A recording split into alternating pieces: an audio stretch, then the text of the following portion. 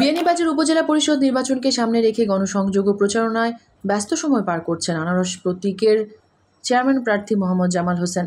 নির্বাচনী প্রচারণা শনিবার দিনব্যাপী উপজেলার চারখাই ইউনিয়নের বিভিন্ন এলাকায় গণসংযোগ করেছেন তিনি।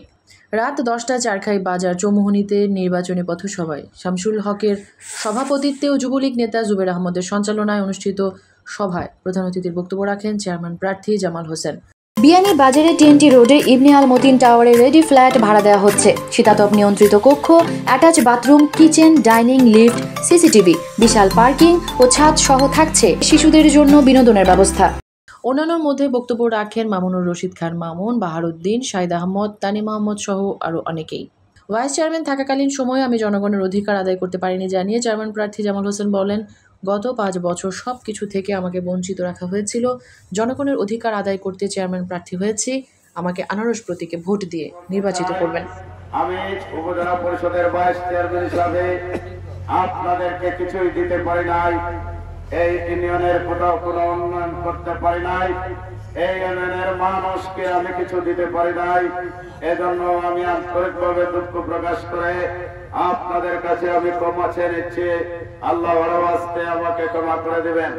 আমি আপনাদের সন্তান, আপনাদেরকে বলতে চাই, উপজেলা পরিষদের সেখানে আমি কারো পক্ষে কথা বলতে পারি নাই, কোন ইউনিয়নের উন্নয়নের কথা বলতে পারি নাই, বললেও সেটা গ্রাহ্য হয় নাই। আমার প্রস্তাবনা নাকচ করে দেওয়া হয়। 5টি বছর আমি বঞ্চিত ছিলাম।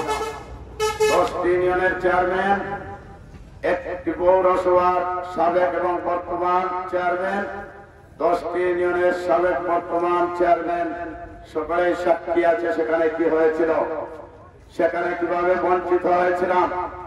প্রতিটি বিষয় সরকার কর্তৃক ম্যানুয়াল কর্তৃক আমার যে অধিকার, আমি সেই অধিকার থেকে বারবার বঞ্চিত হয়েছি। প্রতিটি বছর 5টি বছর বঞ্চিত হয়েছে। এরপরও আমি আপনাদের মান সম্মান ইজ্জতের বয়ে বিয়ানীবাজার বাসীর মান ইজ্জত রক্ষার্থে আমি সেখানে কোনো দাঙ্গা হাঙ্গামায় যাই নাই। আমি কোন ধরনের সেখানে উশৃঙ্খলতা বিশৃঙ্খলতা করে নাই।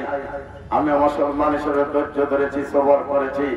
মহান আল্লাহ পাক রব্বুল আলামিনের দরবারে বিচার দিয়েছি যে আমাকে অধিকার বঞ্চিত করার সেই বিচার যেন মহান আল্লাহ পাক রব্বুল আলামিন করেন।